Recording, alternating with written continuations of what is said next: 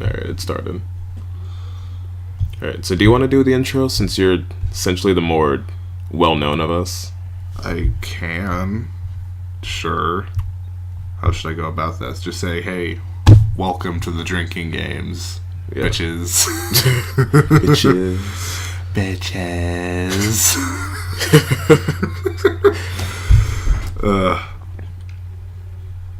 So yeah, welcome to Drinking Games, episode 1. Are we keeping drinking games? It's temporary. Okay. So right now the name is temporary since we couldn't really come up with anything more creative, I guess? Yeah. Because initially this was the Biy-Team podcast, but we're doing quote-unquote rebranding of the Biy-Team. Says who? Wait, what? Said who? Like renaming it? Yeah. No. Well, like... Who said that? No, the Biy-Team. Yeah. You said you wanted to come up with a different name for it. No. No, you want to keep it? Yes. Okay. What I meant by rebranding was like redoing the channel art and shit. Oh, right. Okay. Because it's outdated. It looks bad. And it is bad because I made it. Fair enough. So, yes. Alright. So, I guess in that case, this is still the Biy-Team podcast. Technically, but... Well, the idea is like... So, I guess we should... This would be a good way to introduce ourselves, huh? Alright, so we are going to be your constants, your regular hosts. I'm with Freebiy. Yay. Right there. And then I'm Dranksoholic. And Freebiy is the only one that actually makes content at the moment. That's so right, I do, motherfuckers. Yeah. What happened to all you? Falling off the face of the earth, or the internet at least. We got schools and shit. Fair enough. At least Tyler still appears in my videos, whether he makes them or not. True. But he works like a madman. Yeah. So he gets a free pass. Yeah. He said he wants to if he had more free time, though. Yeah. So we'll be the constants of this podcast, and then occasionally, if we can, we'll try and get other people on the Biy-Team to be here, and then maybe if there's some instance in which we get like a special guest, I guess, Which then will probably never happen. it's probably too early to be thinking about that. Yeah, this is episode 1 of a quote sequel to a podcast that we only did one episode of 2 years ago. So, yeah, it's funny because we said like, oh, we might not do this again, and then I think we also said we're gonna try and do it every week. Yeah. So we failed both of those. Yeah. So here we are. Yep. 2 years later. Alright, so I guess since this is like the first podcast, it might be a good idea to start talking about like sort of the structure of what we're doing here. And explain like our little catch that I don't think any other podcast does. As far as I know, no. I've never heard of it anyways, and I like it. Alright, so aside from introductions, then what we'll do with this podcast is the idea is that we'll be talking about like games, media that we are like really into. I want to expand this a little bit more, so it also includes like books. Ooh, because but I don't read. True. No, I do. But I do. But it's just because like we have a document where we like put down like all of our stuff, and right now when I was working on it, I realized like there's some books that'd be nice to add, and also considering that a lot of the books that I'm reading now are stacked on top of this or like under this mic with this really bootleg setup that we have right now since Discord sucks. Why use Discord when we can just sit at a table across from each other? Yeah, I mean this feels more official. It does. It looks janky as hell, but it works. It's just the way that the sound's coming in is bothering me, but it's not the worst thing. Yeah. Like I said, for people who are like at our level and what we do, this is probably one of the better ones. I think it's because not most people have like $130 mic. Yeah, yeah. I wasn't playing games when I got this mic. So yeah. So aside from introductions, we'll talk about games, and then we'll move on to media, and then this is mostly just relevant to Freebiy, but content updates. Yep. And then we'll end from there. Interesting. I don't know why I put that on there. What'd you put? We'll get to that when we get to content updates. Okay, fair. Because it's no longer relevant. Yeah, and then of course after that's the outro, and then the goal is to have a duration of 45 to 90 minutes, so about 9 to 18 minutes for each topic. Which we can we can start talking and never shut the fuck up, so we can probably do it. Yeah. I figure that might be like a little bit easy to do, just because I think 18 minutes is a lot. Because I don't plan to talk about everything that I have on this list. I plan to hit some of the bigger ones. Yeah, I tried separating some of my stuff. But also, I realized I forgot to start a timer, but I forgot that Bandicam actually just like has a timer on the screen recording. The one benefit of Bandicam and DxTory does that too. Oh, does it? Yeah. Nice. I haven't used DxTory in the longest time. Now that I actually have a decent computer, it actually works pretty good. Because every video I record is 1080-60. So. Alright, so as far as the structure of the podcast, we'll, after excluding the introduction, we'll go into the games. Like, we'll talk about like things that we're interested in, things that we've really been playing a lot, and then like any news if that's relevant. I've got news. I've got news. I've got news for you. And then after that, we'll talk about media, so like shows, movies, music, and then we also decided to throw in YouTubers in there as well because we don't watch TV. We watch YouTube. I mean, I have Netflix. I have it, but I don't use it because it's not mine and I don't pay for it, so I don't have to use it. Fair enough. Yep. And then also from there, content updates, and then as well as the outro, which is kind of a given. Yeah. Yeah. So then the plan is to have each podcast be around like between 45 to 90 minutes. And then, so that's about like 9 to 18 minutes per topic, including the intro, actually. Nice. I'm dying. Nice. Ugh. Alright, so shall we get into it? Let's get into it. So what we actually are doing here is we have like a drink, and then the goal, what we do is like to indicate that we're starting, we open it and then take a sip from it. So you ready for this? Yes. Alright. I don't know if they heard that. Well, they definitely heard mine. Yeah. Oh, I just realized we probably should say like what we have. Oh yeah, I've got a good old wild cherry Pepsi. I usually go for the Mountain Dew variety, but I didn't have any today. The Mountain Dew variety. Yeah, and then I have a Hank's Gourmet Vanilla Cream Soda, which is probably, as far as like every cream soda I've had, this is the best. It's pretty good. It's really good. It's really good. Yeah, and then I also have like a cup of eggnog. Ew. The remaining eggnog. I can't stand eggnog.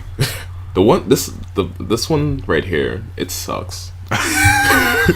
Because the last one I got was like from an organic store that's like on South Street, and that one was really good. But this one just tastes like fucking coffee cream. It tastes like I'm drinking straight up coffee cream. But I'm the only one that's actually going to drink this, so you kind of have to suffer through it. I have to suffer through it.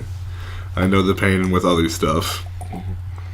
Like, I mean, family doesn't eat seafood. I like seafood. So, for whatever reason, if they get seafood, I'm usually the one that eats most of it.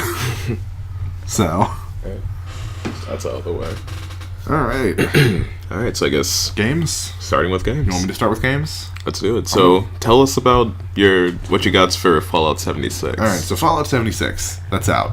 Multiplayer's Fallout game. It's actually really good. Is it? I have a few problems with it, like the fact that there's literally no human NPCs. It's all the only humans you interact with are other players. And you don't see them very often. I've only encountered like 2 people. One before PvP was enabled, because PvP gets turned on at level 5. And then one afterwards, and I killed the guy. Because he didn't see me, and I was like, I want to kill a man. So I killed a man. And it was great. So I just feel like murder today. I just feel like slitting throats.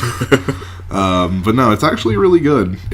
I love the like the world itself, because it's actually beautiful. Is it like other Fallout games? As far as like the world depicted. Well, considering that I've only ever played Fallout 4, yeah.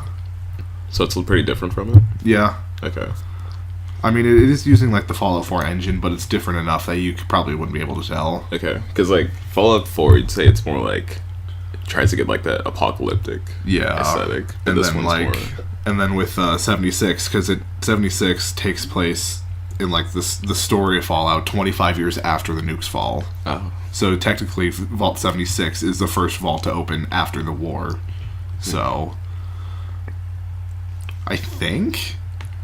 I'm not super into like the Fallout story because I started with 4 and now I'm playing 76. So, Gotcha. citation needed. But you're liking it so far. Yeah, it's pretty good. I convinced Tyler to get it. We just haven't played it yet. Oh. So, wait, so it's a PvP thing. Is it like... There is PvP, but you don't have to. Okay, that's what I was going to ask. Like, is it all PvP or not? No, it is not. There's a lot of PvE, obviously. Oh, yeah. Super mutants everywhere. Robots, ghouls, the usual. Then there's, like, the stuff that is specific to, like, West Virginia or whatever. Mm-hmm. Like, the Beast of Grafton or whatever I think it's called. Like, if you saw, like, the E3 trailer, it's, like, that really big thing on, like, the right-hand side of the screen, like, halfway through. Oh, yeah. I have yet to encounter that, but I know it's in there. And then there's a new enemy called, like, Scorched. That sounds really fucking which cool. are, like, just... If you played, like, Call of Duty Zombies, and you played on, like, that one... What was that map called? Sri Lanka, where it's, like, the fire zombie? Oh, yeah. It's like those, but not as fire, and they use guns. Not as fire. That's probably the best description I've heard for anything. Yeah, because when you said, like, PvP, I was thinking of just, like, back in the day when I played, like, Minecraft factions, and, like, you just die instantly all the time. It is... That and the servers are... The world itself is 4 times bigger than Fallout 4, but the servers are almost so limited to, like, 12 people.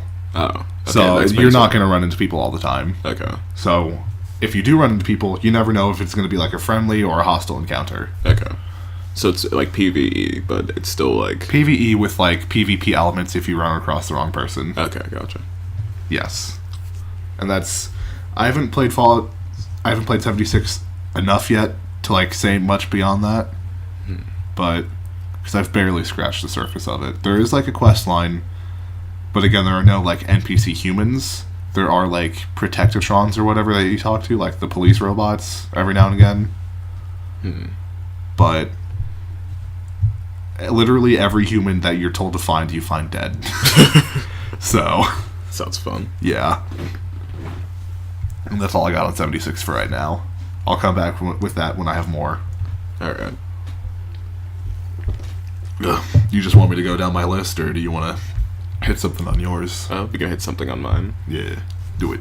Alright, so then, I guess first on my list is Warframe Fortuna, which is the 24th update of Warframe, and it's probably my favorite update so far, because it's the update that, like, really got me back into Warframe, like, being able to, like, sit there and just play the game for, like, a considerably long time, because before this update, there was like a serious content drought, and the developers were aware of that because they wanted to focus everything on this new update. Because what essentially Fortuna is, it's another their second open world in Warframe. Oh, okay. Because the first they had a Plains of Eidolon, which was... I actually liked the Plains of Eidolon. Yeah. I played it briefly for like 20 minutes by myself on the Xbox, and I liked it.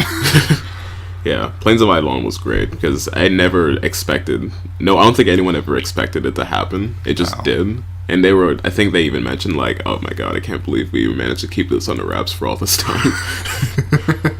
Yeah. So Fortuna is essentially like Plains of Eidolon, except it's much bigger.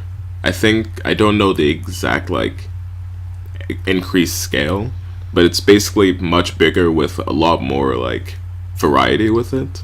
It's like, if you like Plains of Eidolon, you'll definitely like Fortuna. Okay. So I've been playing that a lot, and like I said, it's gotten me back into Warframe, and I think that's probably because, like, from the beginning they give you a way of, like, traversing the entire terrain, and it's really fucking fun. So to get around the Fortuna, after you do the first quest of it, you get something called a K-Drive, which is essentially like a space longboard, in a way. I think, like, they took mostly their inspiration from snowboarding, but you do that around the place, and then you can also, like, do tricks on it to get standing with, like, some people in the city. I guess, I don't know if I want to call it a city, but the city of Fortuna. And when you do tricks, you gain standing with them, which you can use to, like, level up with them, and then also get new, I believe it's, like, mods for your K-Drive, as well as like new like parts so you can build on your own K drive as well. I like that. That's a fun way to put like reputation grind on something. Yes, and one thing that I realized by accident, which was the funniest shit, is that they made it so that if you like wipe out, like let's say like you jump, like you do a flip way too late and you hit the ground, your character, your Warframe like ragdolls. I did that once where like I jumped in the air, then my face hit a sign as I jumped, and then like just ragdolled way the fuck away from like where I hit. It was beautiful. Oh, that's great.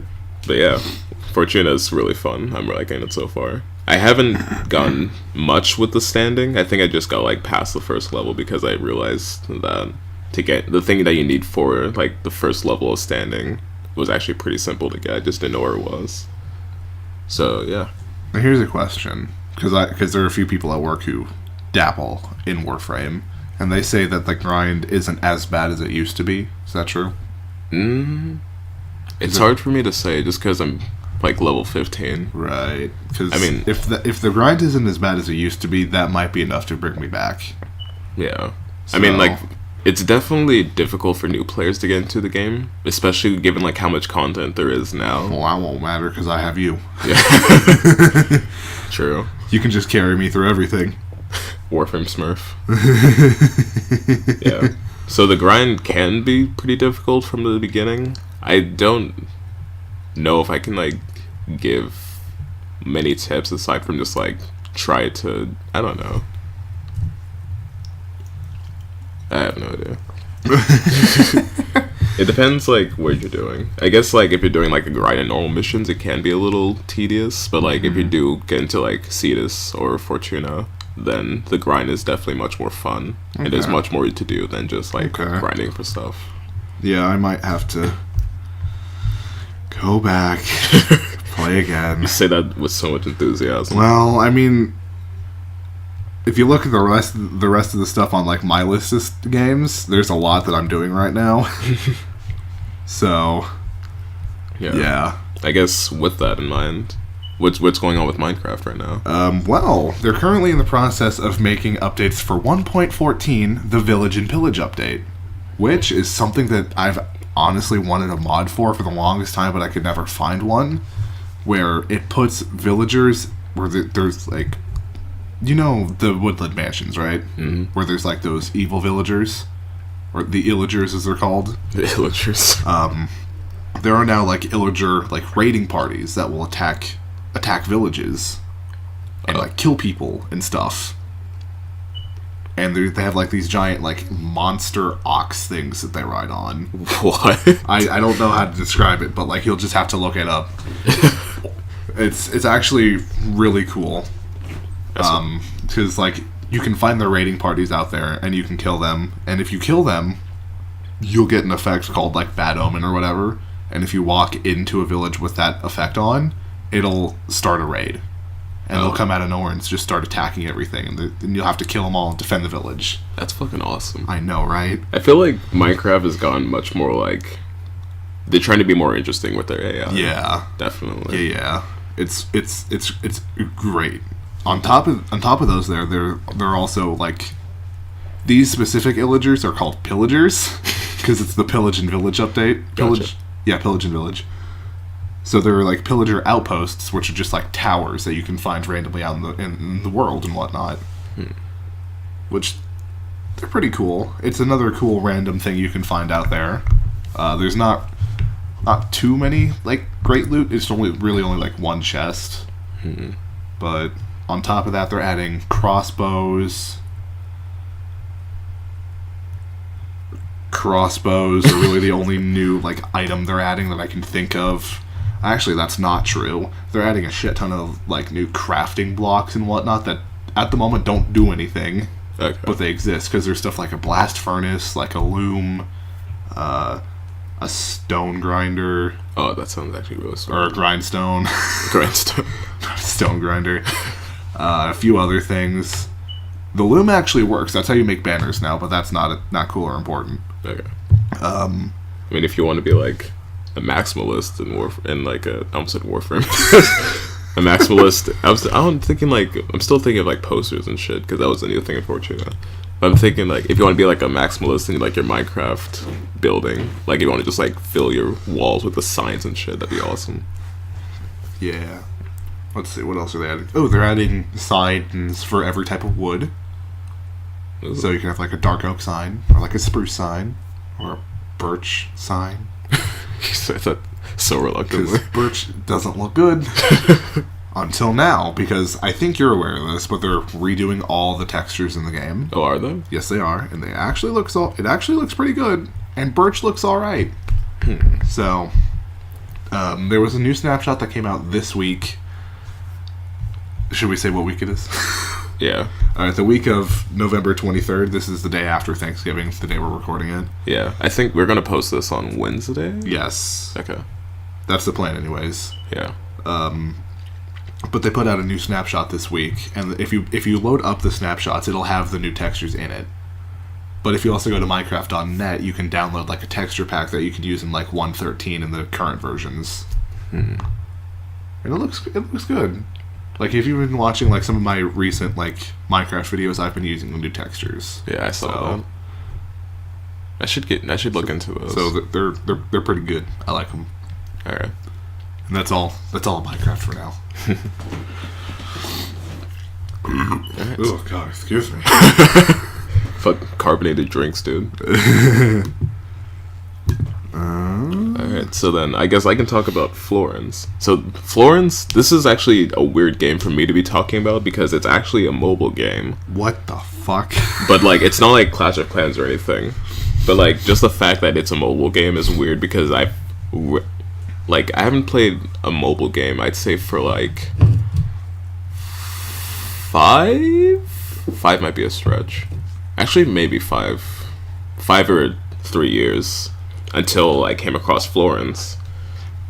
Now, this is like the biggest change of pace for any sort of game that I've played because it's actually like, I guess it's like a romantic story game. Oh, I'm sorry, what? Yeah. I know. When I first saw it, I was like, I don't know. But the reason why I really got in, like, I even like looked into it is because the it's mostly noticeable for its soundtrack, which was made by Kevin Pankin, who was actually the composer for Made in Abyss, which won Anime of the Year last year, I believe. And so I looked into it because I came across, like, I was on Spotify, and I saw that he had a new album. Well, at least like it says a new album, and it was for Florence, and I really liked it, so I was like, you know what, sure, I'll play this game. You bought it for $2? Yeah. It's only $2. I know, but still. Look, the soundtrack is incredible. And it's like, the game's like a prime example of like telling story through music, because yeah, it is like visual, and it has like a few puzzles that you play every now and then. But like, you'll notice that the music is basically like tied into the gameplay the whole time. Sold. I will buy this. Yeah. And like, once you, like, the soundtrack, even just like, I think I sort of just said it, where it's like the soundtrack is mostly like related to how the game is. I think like even the title of different tracks is related to like each chapter. And like, I don't know if there's really much else to say about that. So basically what Florence is, it's a story of a girl named Florence who, I think it's just like talking about like how she has like a day job that she doesn't really like care for, but then like she comes across like pretty early on in the story, like kind of just like some of the stuff that she did in her childhood, and it kind of reveals how like she's kind of grown distant of the people that she used to hang out with. And then she inevitably meets this cello player, I forget his name. But she meets a cello player, and then they start like dating, and then they just like start getting really happy with each other. And I guess I don't want to go else from there because then I'd go into spoiler territory. Thank you, because I do plan on playing this now. Yeah. So just kind of it starts with just like introducing who Florence is and like kind of like her situation, and then it moves on to like her relationship with this cello player. Right. Mm-hmm. Okay, I like. Yeah. $2 on the App Store. I'm gonna buy it. Yeah. So if you're looking for a game on that you want to get on your phone that has like a lot of like a rich story and like a gameplay and music that's really tied into like the narrative that's trying to tell Florence is a game you should definitely check out. I will do that. I will absolutely do that. Okay. Alright, so then Aiden. Looking at my list, I don't know. The last 3 things on my list are pretty hard hitters, so I don't know if you want me to hit them all or just pick and choose. We can go ahead and do it. Because I think we'll have time for just like one more thing anyways. Alright, shit. Let's go with Star Wars Battlefront 2, because this is going to go up on Wednesday, the something. I don't actually know what Wednesday is. Wednesday the 28th, if everything goes to plan. And that is the day that the newest Battlefront 2 update comes out, which adds Obi-Wan Kenobi and Geonosis to the game. Ooh. As a Star Wars fanatic as myself, I am excited for this, because first off, Geonosis is the biggest game that I think DICE said they've ever made. And that includes Battlefield and Battlefront. So, I think they said that anyways. I could be wrong. I'm probably wrong. But the biggest map they've ever made, alongside my favorite character. Yeah. If you know anything about me and my love for Star Wars, you know that, like, out of every canon character anyways, Obi-Wan Kenobi is my favorite. Legends is another story, but this isn't Legends.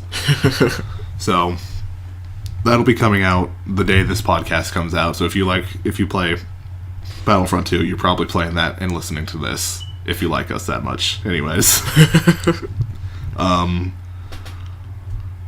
So yeah, that's coming out. There was an amazing trailer for it that came out where it's just so good. It's like the Battle of Geonosis trailer, but it features Geonosis, Obi-Wan, and General Grievous. Ooh. Grievous doesn't really matter though, because he's been in the game for like a month. Because he got added last month. It looks amazing. Probably one of the best looking maps they've made yet. And that's saying something for Geonosis. Because it's a giant orange rock. With like tall rocks every now and again. It's gonna be cool when like you see like Grievous like on the map, and then you see like Obi-Wan just kind of rolling in out of nowhere. It's like, the fight of the century. Let's do this. It's gonna be so good. General Grievous, voiced by Matthew Wood, same guy who did the voice for Revenge of the Sith and the Clone Wars TV show. So there's that. Obi-Wan, voiced by James Arnold Taylor, same guy who did the voice for the Clone Wars. And just about every other Obi-Wan in video game history. So, it's gonna be lit. I know I'll be playing the hell out of that for, like, that week. So. Yeah, it seems really interesting. I'm gonna see if I can break the Elgato out of storage. Because I played on the Xbox One, so. Yeah. There could be the potential for Star Wars Battlefront 2 videos. That'd be sweet. Alright.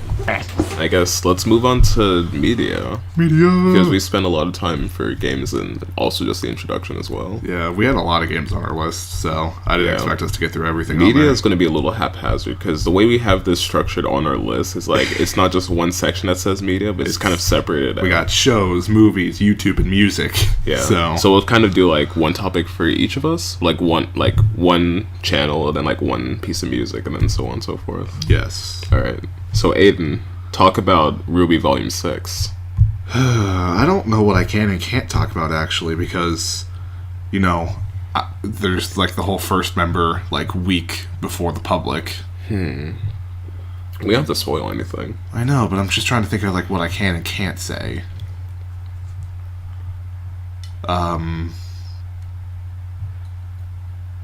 I'll say that RWBY Volume 6 is probably one of the best ones they've done since Monty's unfortunate passing. It looks good. They're telling a damn good story. Yeah.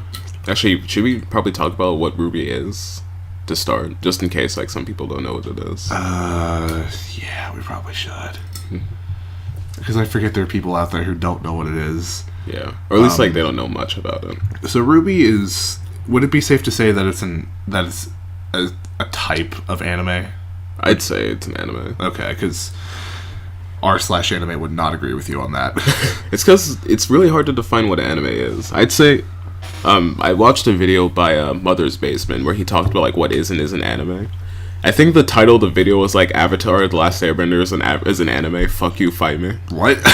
I mean, okay. Because he said like it's more about like the aesthetic of the content that you make rather than like where it's from or like the style from it. Because like if you think like an anime like a Panty and Stocking where it's made in Japan, but it's very much like its appeal is very much towards like a Western audience and like its style. It looks very Western. Okay. But that's a totally different thing for a totally different time. So you want to just? I guess we can just go ahead and talk about like what Ruby is again. Yeah, it's like an anime made in Texas, so it's a Western anime made by Western people, where everything is a gun, essentially.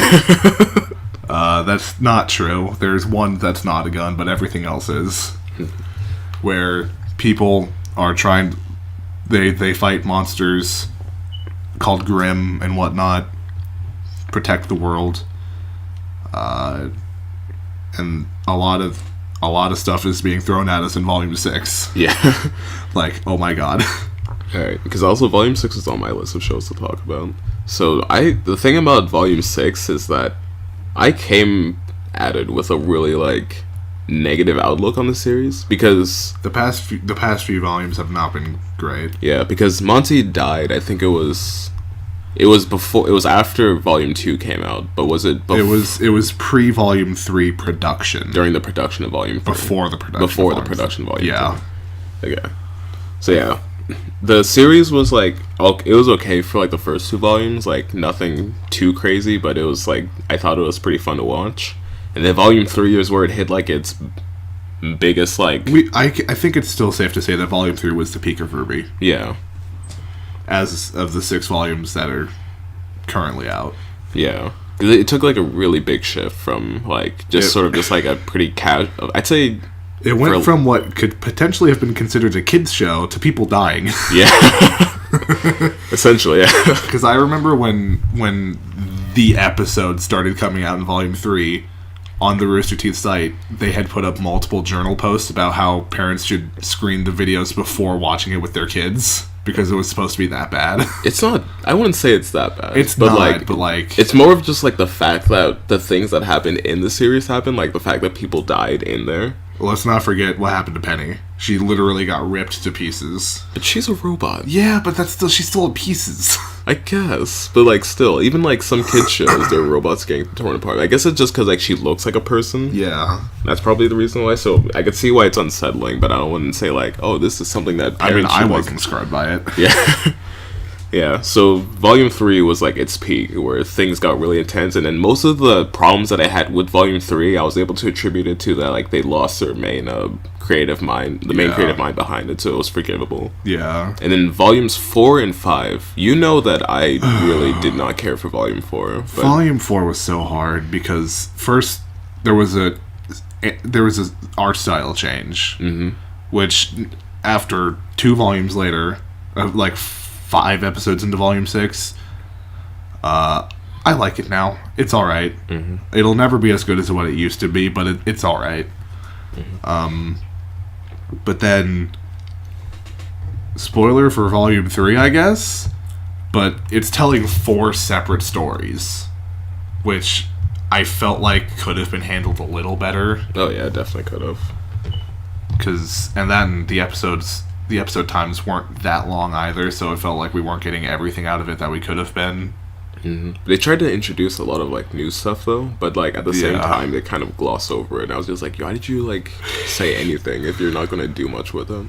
No. Volume 5 was a little better because it then the 4 stories then condensed to 2 essentially. I still despised Volume 5 though. 5. Really, the only good thing about 5, in my opinion, was like the season finale, the Battle for Haven, because that was.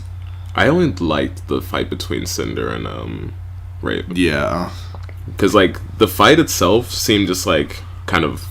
It was just wacky ass. Because, like, the way they, approach fighting and that was like, oh, if you want to show a character is losing, make him just, like, forget how to do their shit. Just, make them forget how to use their abilities and stuff. Oh, God. Or, like, make someone just stand still the whole time when someone's about to, like, get stabbed. I was so upset about that. God, yeah. Yeah. So with those, like, all the issues that I had with, like, Volume 4 and 5, I even considered, like, dropping the series if Volume 6 was, like... Because there was, like, serious backlash from the other 2 volumes. And then Volume 6 was the one where I was like, alright, if they just didn't, like, pay attention to anything that was said before, I'm done with the series. And then after the first episode, I was like, Volume 6 is fucking good. I was really happy. I was really satisfied with it. Yeah, like... Because I had watched the Volume 6 premiere with Grant, because I went over to his place and watched it on his big TV. Oh, yeah? We both agreed that was probably the best series premiere. Oh, yeah, definitely. There's still, like, a little choppiness with the animation, but, like, they're trying. Yeah. They really are. Like, they're really trying to, like, do something more interesting with him. Definitely. Alright. Yes. Alright, so then I guess I can go on to my next thing. I don't know if I want to talk about a show first. Actually, might as well. This one, it's been talked about a lot. JoJo's Part 5. Vento Reo, or at least it's called, I guess it's Golden Wind. It is fucking amazing. So, JoJo's Bizarre Adventure is a series made by Hirohiko Araki. And it's really weird and when you think of it like in storytelling, because what it does is that it's not like it's a series, but it doesn't follow like a specific character, but rather it follows the Joestar bloodline, and each part, and it's separated into parts, and in each part is another character another member of the bloodline. Like it starts with a man named Jonathan Joestar, and then the next part 2 follows his grandson. And then part 3 follows his grandson. Yeah. But it's also really fucking weird. So the bloodline just gets fucked. Because the Joestar from part 2 has an affair. And then part 4 follows like the illegitimate son. And then part 5 actually follows the son of Jonathan Joestar. But what happened was that Jonathan's adopted brother Dio actually like killed him and stole his body, and then he had sex with and then he had a child with some chick, and that's the child is the protagonist of part 5. What? It gets fucked. So I guess that's what I'm trying to say. Okay, yeah, sure. So yeah, part 5 follows the son. Well, technically the son of Jonathan Joestar. It follows someone. The son of Jonathan Joestar, but he's also the son of Dio in a way. It's really fucking weird. It doesn't make sense. What? Yeah, so part 5 follows him, and his name is Giorno Giovanna. And what Araki does with each different part is he tries to tell like a different story. Like the first one is more about like horror, is focused on horror. The second part's like I guess like the third part too. Both of those are like a world adventure. Part 5 is like a gang story. Ooh. So like, I don't want to say like, what's a movie again? The Grandfather? No. The Godfather? Godfather. That's what I'm thinking of. I was thinking Pizza, but I didn't remember what the name was. It's sort of like The Godfather. And basically with this part, what happens is that Giorno is trying to become a gangstar, which is like a gangster that's a star. I guess that's the best way to put it. Because I don't know if you can really define that specifically. And it follows he joins a gang called Passione. And what he's doing is he's trying to essentially overthrow the leader of the organization, while also being in the organization. So he's kind of working his way up and trying to defeat different members of Passione in order to find the boss. We'll get to the boss, but the thing about the boss is that there is no boss. No, the thing is that the boss is like kind of like a paranoid guy. And what he does is, he tries, no one knows what he looks like or who he is except for, a very selected few people. So it follows as they're trying to find the identity of a boss and then take over the organization. So it's really good.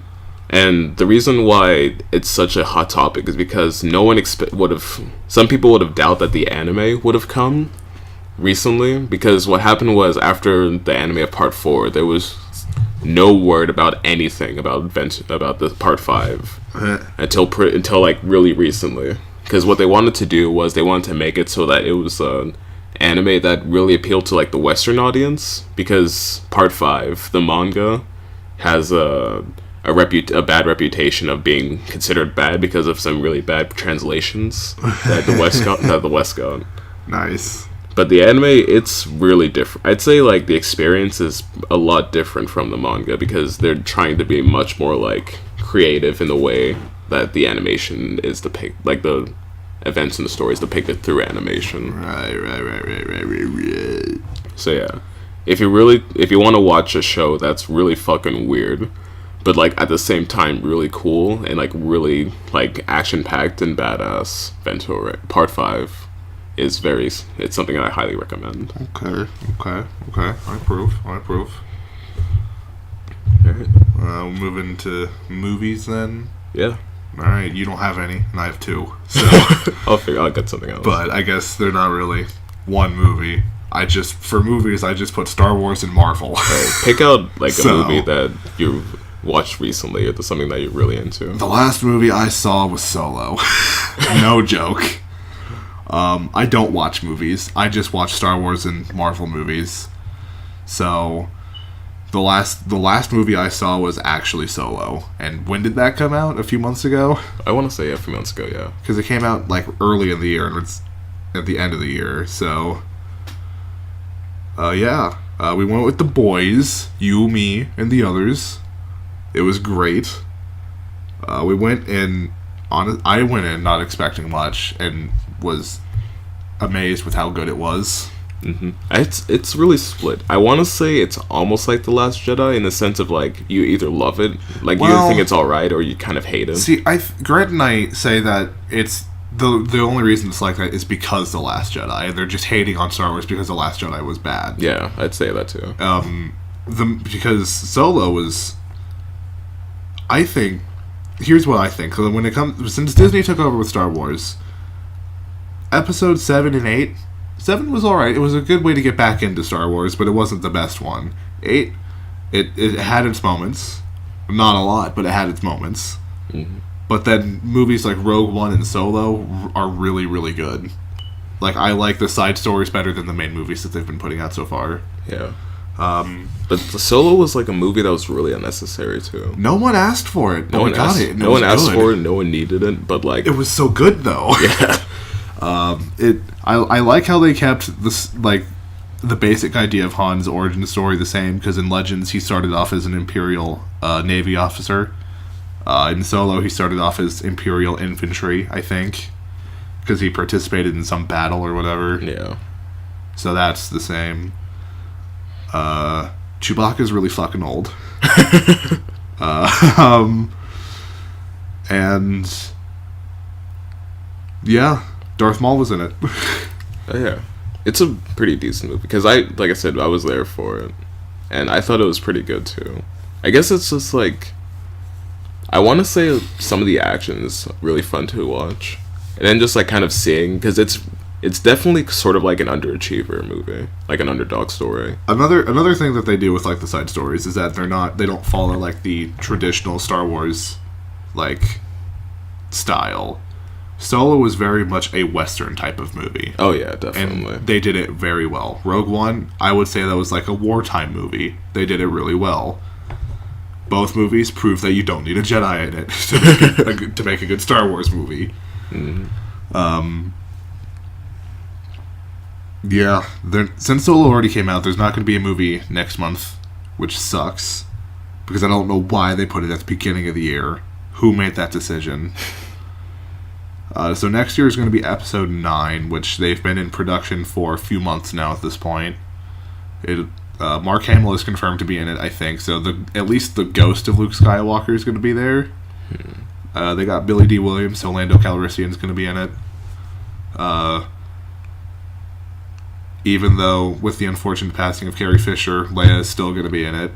Because they're using CG for her, aren't No, they? they're using unused footage from The Force Awakens. What? I don't know how they're going to do it, but that's what they've said they're going to do.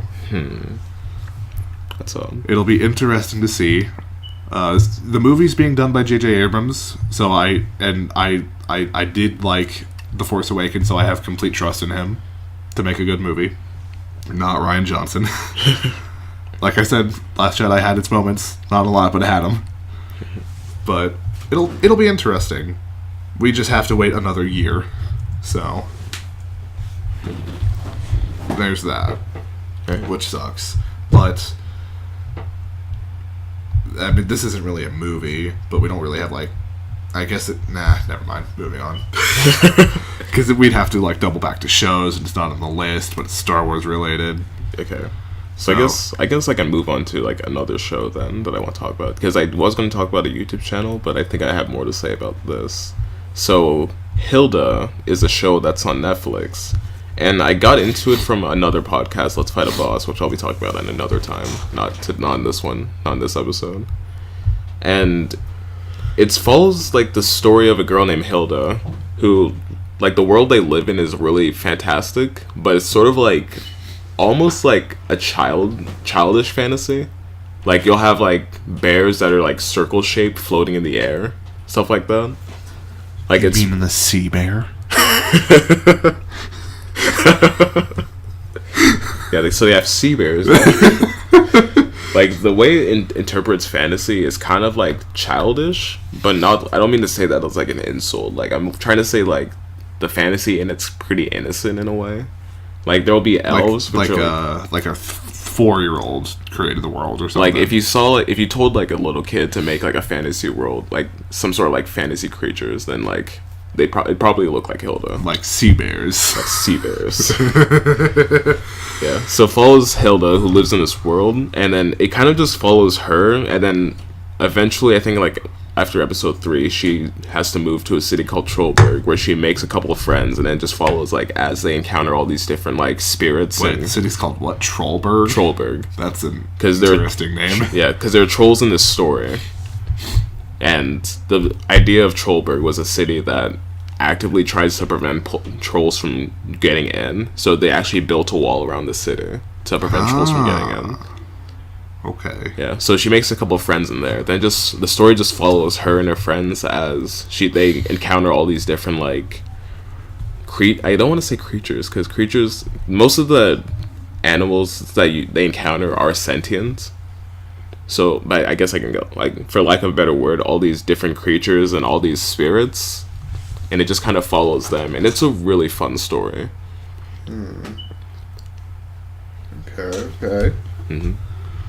I like it. I'll have to check this out because I don't watch a lot of shows or whatnot. Yeah. The last show I watched was Star Wars Rebels, and that ended like a year ago at this point, I think. Yeah. So. But yeah, it's a fun show. You said it's on Netflix? Yeah, it's on Netflix. Netflix, got it. Okay. So if you want to watch a series that's not like super plot heavy, it just sort of just wants to show you all these like little quirky phenomena that occur in its world, then Hilda's a show you should definitely watch. I will have to watch it then. Hopefully. I might need to be reminded to watch it.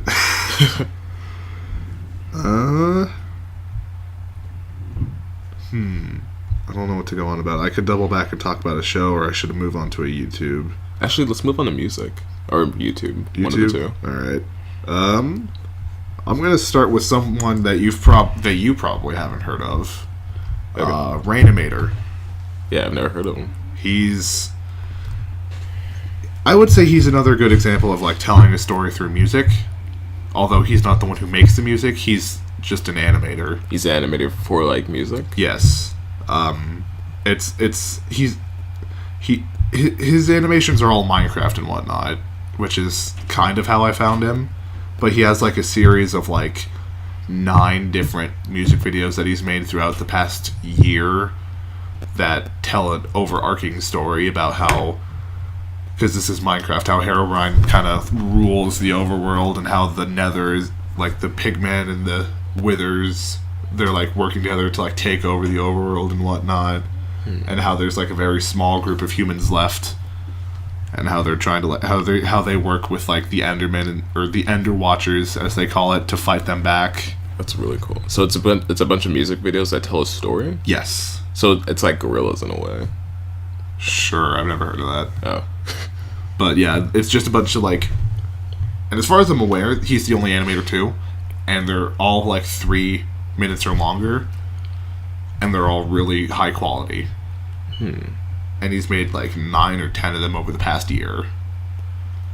So I should look into it. That sounds really interesting. Check him out. It's amazing, actually. He actually just put out one like this week. So yeah, it's goo. It's goo.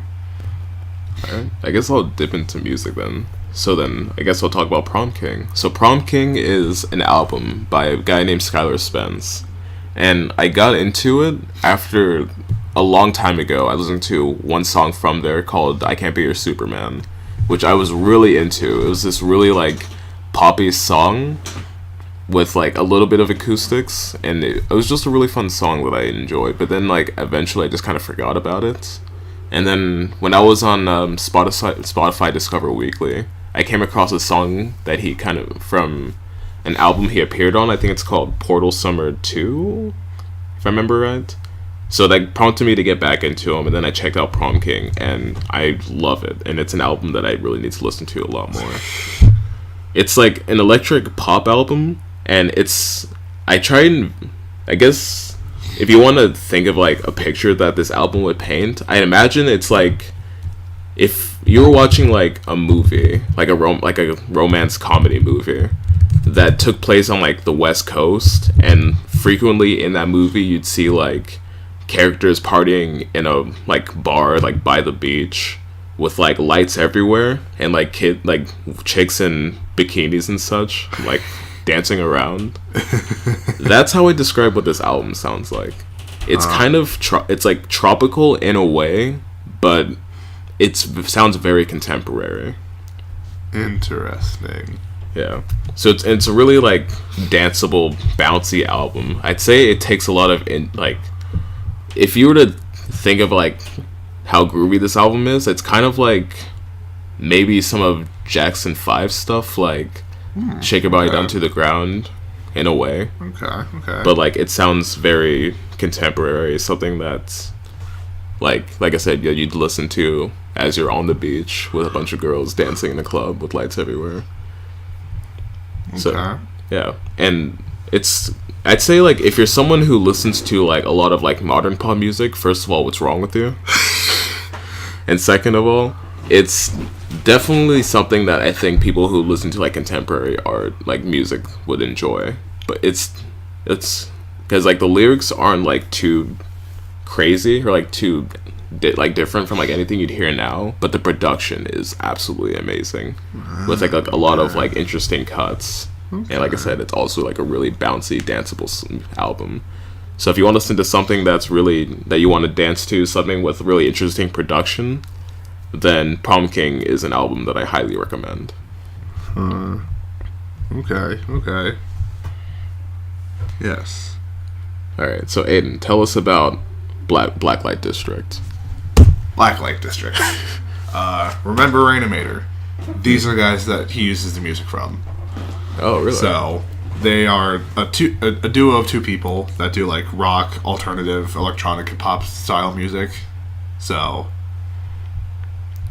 they've been going from like 2013 to now, but I don't know too much about them because like the extent of the listening that I've done has been through Rainimator's music videos, but it's really good.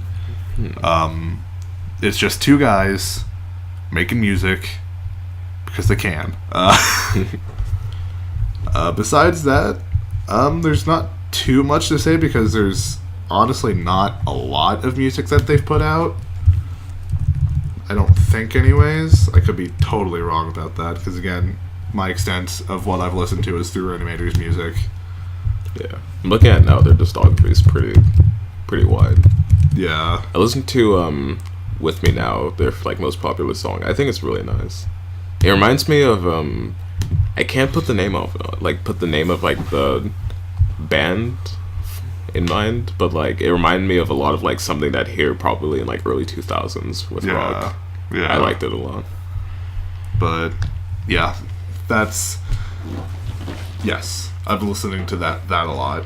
Of the few songs that I've heard from Reanimator, I need to go out and listen to more of them because it's good and I like it.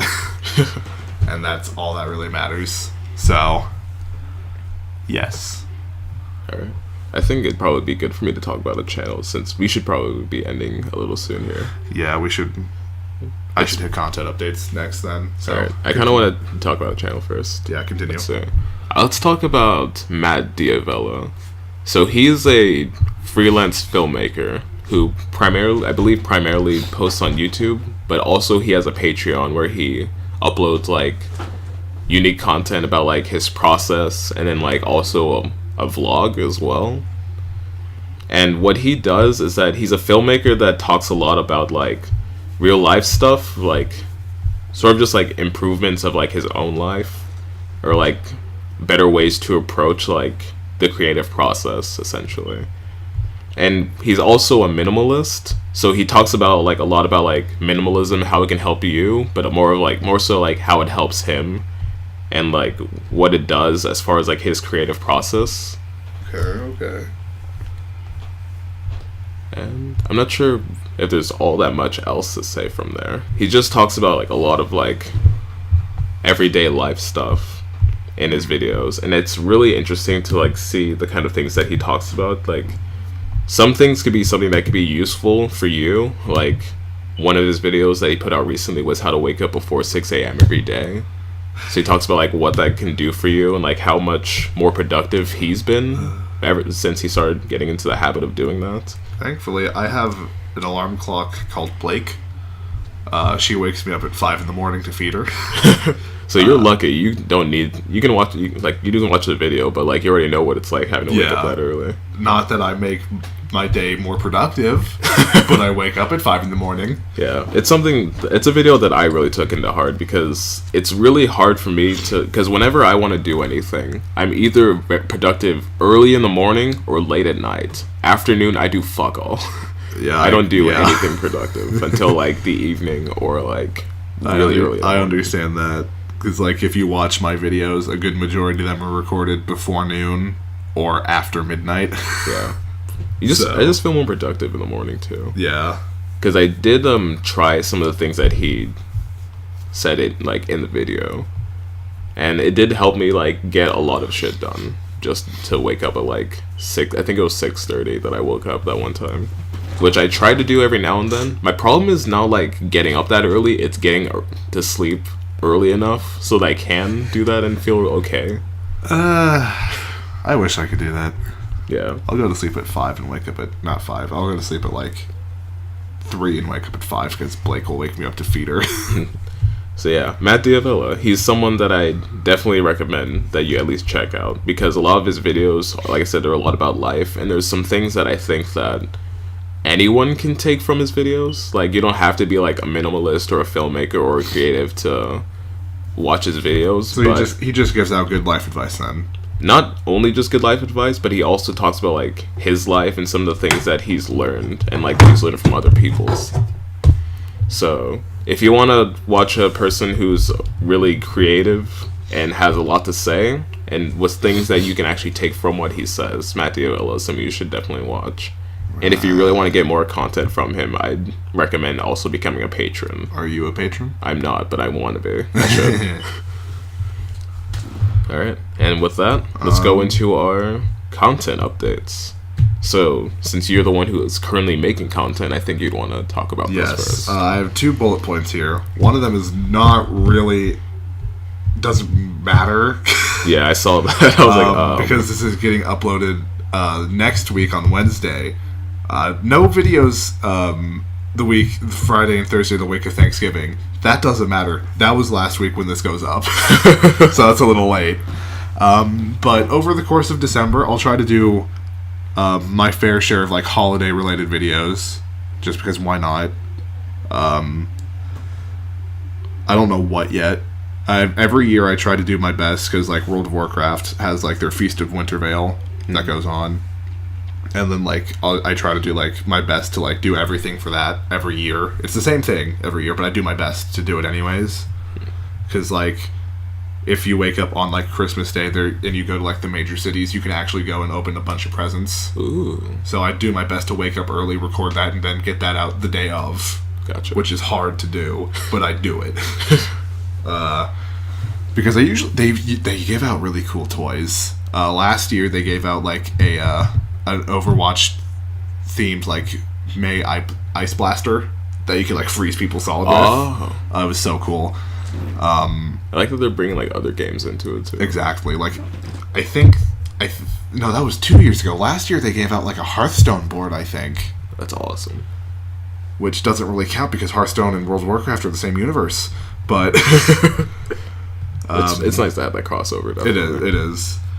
And the thing is that the Hearthstone boards kind of actually work, so you can actually like kind of sit there and play a game of Hearthstone.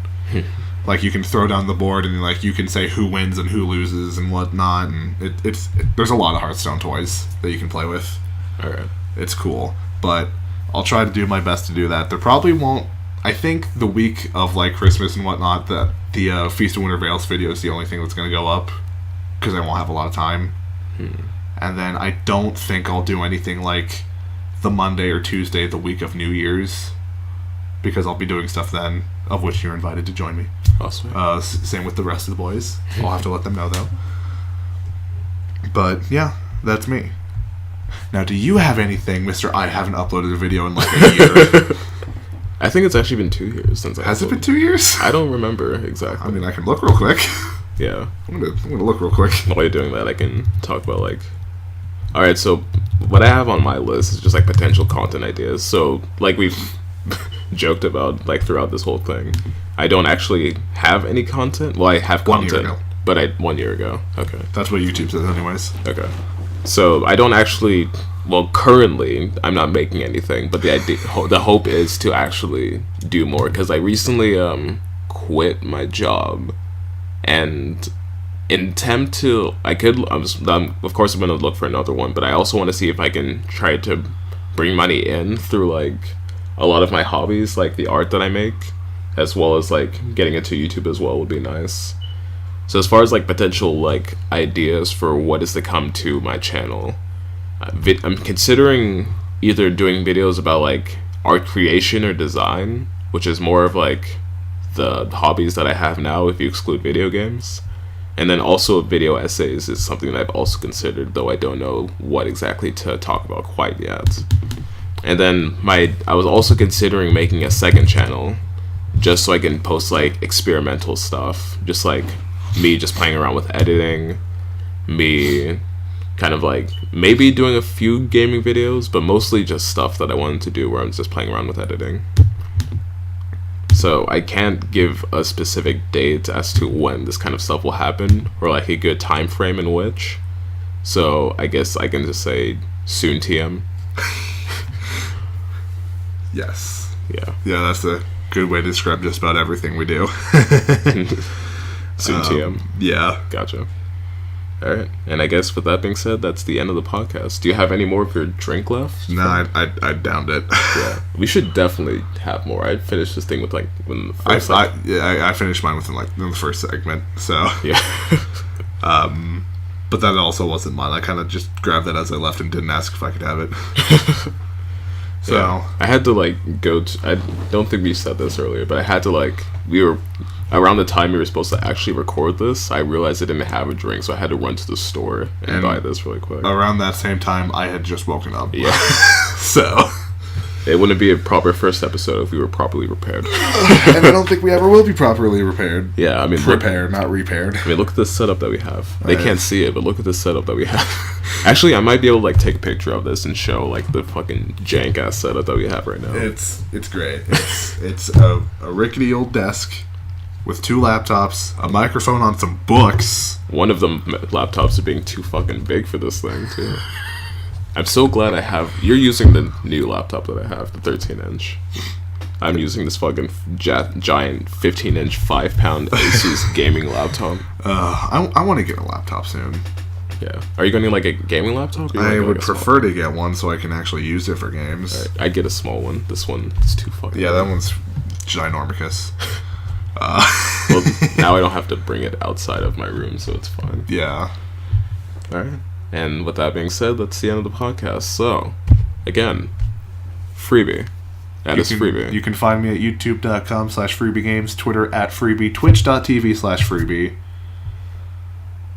I think that's everything that I'm on. Yep. That I use anyways. Yeah, so find Freebiy on YouTube, his Twitter, as well as Twitch. That I don't use currently, but I plan on using in the near future, hopefully. Okay. And then for me, Dranksoholic, you can find... I guess I can put my YouTube channel on there. It's not just one video, but like... It's a funny video. It is. That I'm in. Yeah.